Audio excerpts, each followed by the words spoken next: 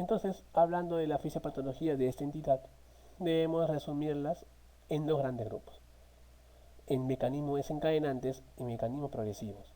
Los mecanismos desencadenantes o específicos, que es la causa principal, se refiere básicamente a depósitos de inmunocomplejos o mediadores inflamatorios. Ejemplo clásico en el lupus.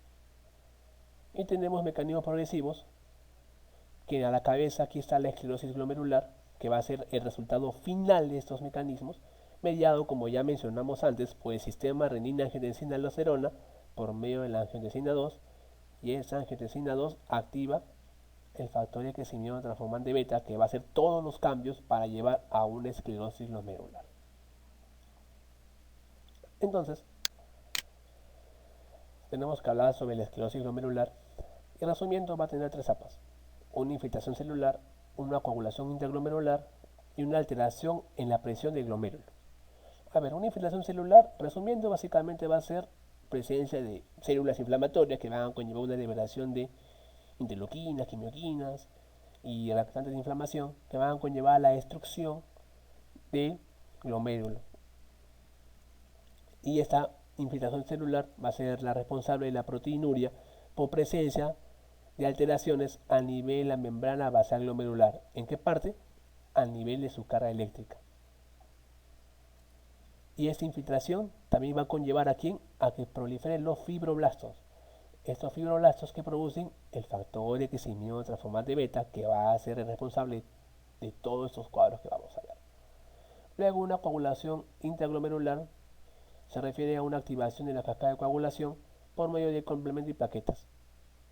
Y por último tenemos a un aumento de la presión intraglomerular, y este aumento de la presión intraglomerular a causa de la coagulación y a causa de la infiltración celular, que en este caso son persistentes y continuas, va a conllevar a que disminuya la masa renal funcionante. Al disminuir la masa renal funcionante, los que quedan funcionando van a ver que sus hermanos están muriendo, metafóricamente hablando. Entonces, ¿qué van a hacer? Se van a hipertrofiar, van a asumir la función de las células que se están muriendo, que están muertas. Entonces, va a haber una hiperfiltración glomerular, que es un mecanismo compensatorio fisiológico por la pérdida de masa renal funcionante. Pero esta hiperfiltración glomerular no siempre va a ser eterna. Se va a cansar las nefronas que quedan, por decirlo así, y también se van a atrofiar. Entonces, va a conllevar a una atrofia del riñón y disminución de la masa renal, que es el cuadro o la manifestación clínica característica de un paciente que tiene enfermedad renal crónica, que tiene atrofia de riñón y disminución de la masa renal. A ver, antes de hablar de los signos clínicos destacados, debemos retroceder la lámina y quiero que se centren aquí. Con respecto a la atrofia renal y a la disminución de la masa, que va a ser la consecuencia final de toda la fisiopatología de la esclerosis glomerular, entonces nosotros cuando examinamos los riñones a nivel ecográfico en nuestro paciente, o a nivel por medio de exámenes de imágenes, vamos a encontrar siempre riñones pequeños. Pero existen casos en los cuales encontramos riñones grandes, pero que tienen falla renal crónica. ¿Cuáles van a ser? En pacientes que tienen amiloidosis renal y que tienen poliquistosis renal, principalmente, en esos dos casos. En todos los demás va a ser siempre atrofia y disminución de la masa renal. Ahora, para ver la clínica en la enfermedad renal crónica, resumiéndolo, van a ser signos clínicos destacados, van a ser tres: anemia, edema generalizado y oliguria. No quiere decir que todo paciente que tenga enfermedad renal crónica tenga estos tres signos, claro que no. Si recordamos un poco la fisiología del riñón, el riñón está metido en toda reacción del cuerpo, en toda actividad metabólica, en todo control y depuración del organismo. Entonces, si el riñón deja de funcionar, obviamente todo el organismo se va a ir a un declive magnífico, para hablarlo así, y va a conllevar una serie de alteraciones sistémicas que van a alterar la homeostasis de nuestro paciente. Entonces, para hablar de la fisiopatología y la clínica, debemos hablar primero de la anemia.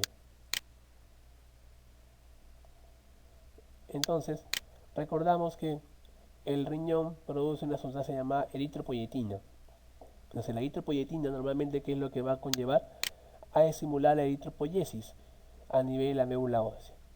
Entonces, al estimular la eritropoyesis a nivel de la médula ósea, conlleva un aumento de suministro de oxígeno en tejidos y un aumento, sobre todo, de la producción de eritrocitos. Entonces, en un paciente que tiene insuficiencia renal crónica o enfermedad renal crónica en este caso, ¿qué vamos a encontrar? Una disminución en la producción de eritropoyetina. ¿Por qué? Porque tu riñón está enfermo. ¿Y qué tipo de anemia vamos a encontrar en estos pacientes? Encontramos la anemia normocítica normocrómica. Esa es la anemia clásica de un paciente que tiene enfermedad renal crónica. Anemia normocítica normocrómica a causa de una disminución de producción de eritropoyetina. En otras palabras, ¿qué más vamos a encontrar aquí? Podemos encontrar, número uno, disminución de la eritropoyetina circulante, porque el riñón no funciona. Número 2, disminución del tiempo de vida de los eritrocitos. ¿Por qué? Porque la eritropoyetina, ¿qué es lo que hace? Aumenta la producción de glóbulos rojos a nivel de donde? De la médula ósea. Al estar disminuida, aumenta su tiempo de vida medio. Número 3, la eritropoyetina circulante es inhibida por la uremia. Y número 4, la anemia en un paciente con enfermedad renal crónica es siempre multifactorial. ¿A qué me refiero con eso? La principal alteración, sí muchachos, es disminución de la eritropoyetina circulante. En eso estamos de acuerdo. Pero conforme más va avanzando el cuadro, van a haber otros tipos de alteraciones que pueden conllevar a una alteración de esta anemia normocítica normocrómica. Ejemplo, deficiencia de hierro, porque en los pacientes con enfermedad renal crónica aumenta la epsidina, y la epsidina, si más no recordarán, inhibe el transporte de hierro. Entonces, tengo un paciente con enfermedad renal crónica, con epsidina aumentada, y hierro no es transportado, por lo tanto, se transforma esa anemia normocítica normocrómica en una anemia microcítica hipocrómica. No por pérdidas sanguíneas, como normalmente se da, sino ¿por qué? Porque no hay un buen transporte de hierro. Ahora, también va a haber alteraciones a nivel de los folatos, a nivel de la vitamina B12, convirtiéndola a esta anemia en una anemia multifactorial. En otras palabras, ¿cuál va a ser el tratamiento? No solamente le vas a prescribir eritropoyetina, sino que también tienes que prescribirle hierro, prescribirle folatos y prescribirle B12 para tratar así todas las causas de anemia y así esta anemia mejore. Ahora, con respecto a la anemia, para tratar la anemia debemos tener una cifra de hemoglobina que debemos manejar. Se dice que los pacientes que tienen enfermedad renal crónica, la hemoglobina aceptada es una hemoglobina de 11 y 12 gramos, ni menor de 11 ni mayor a 12, que sea en ese rango y tu paciente está feliz. Si tú manejas una hemoglobina menor de 11 o quieres pasarte de vivo y haces una hemoglobina mayor de 12, tu paciente no va a ir bien. Mantener siempre en esa cifra, de 11 a 12 de hemoglobina en un paciente con enfermedad renal crónica. Y en pacientes que además de eso tienen una enfermedad cardíaca grave, debemos mantener hemoglobina en valores menores o iguales de 12. Nunca olvidar eso.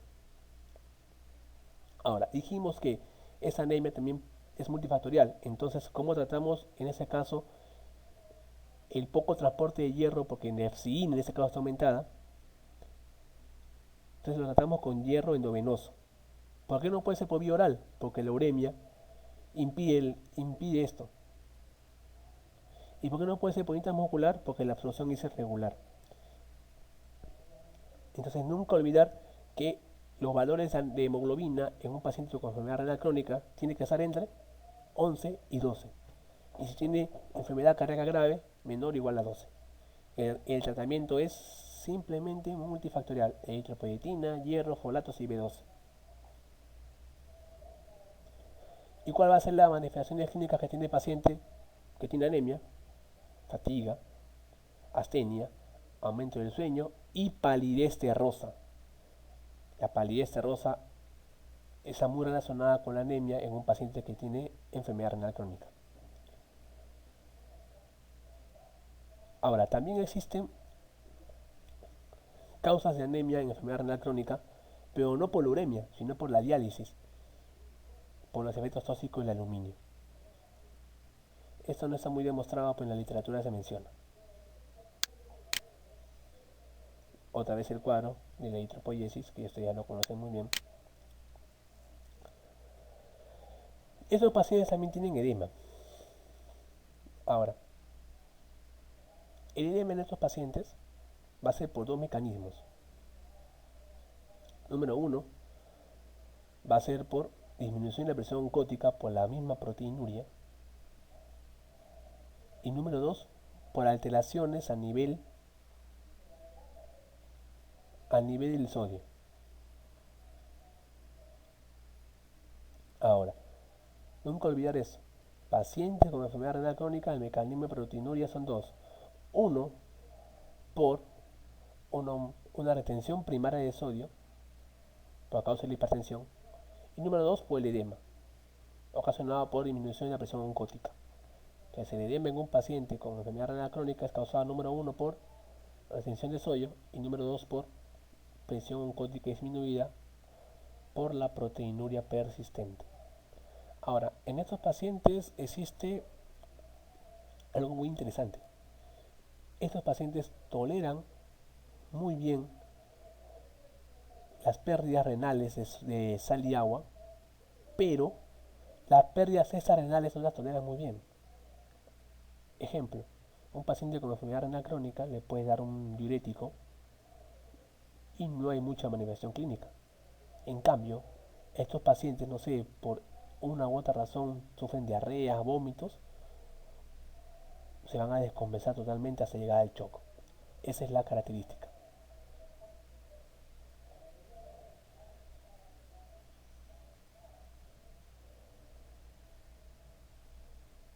Con respecto al edema, antes de terminar con ese slide, entonces debemos recordar que el edema es el aumento de volumen a nivel intersticial y generalmente se trata con diuréticos. ¿Qué fármaco usamos mayormente aquí? Usamos las tiazidas. Pero en pacientes que tienen una tasa de filtrado glomerular menor de 30 mililitros, las tiazidas no sirven. Entonces, ¿cuál es el fármaco que debemos usar? Furosemida.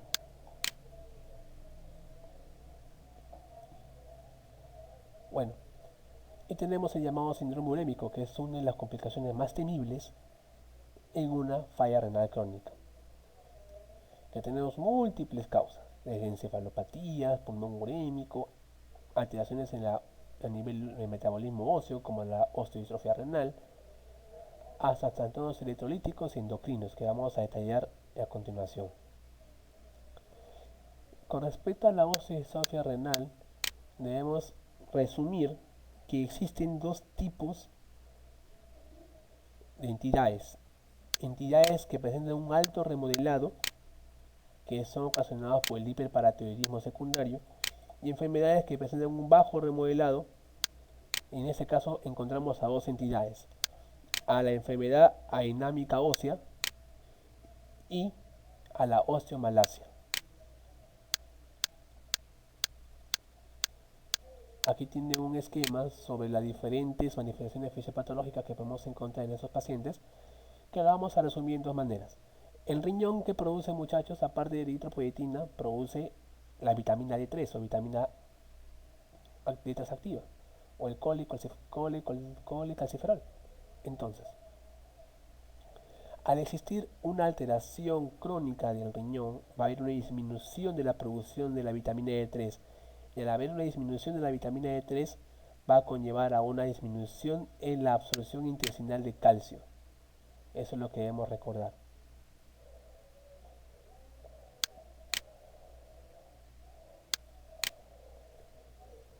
Y ahora, y aparte tenemos que el riñón ya no cumple su función excretora. Entonces, al no botar estos compuestos tóxicos van a también inhibir a la D3 y van a ocasionar la llamada osteomalacia. Entonces, la osteomalacia es una alteración al nivel de la producción de la vitamina D3.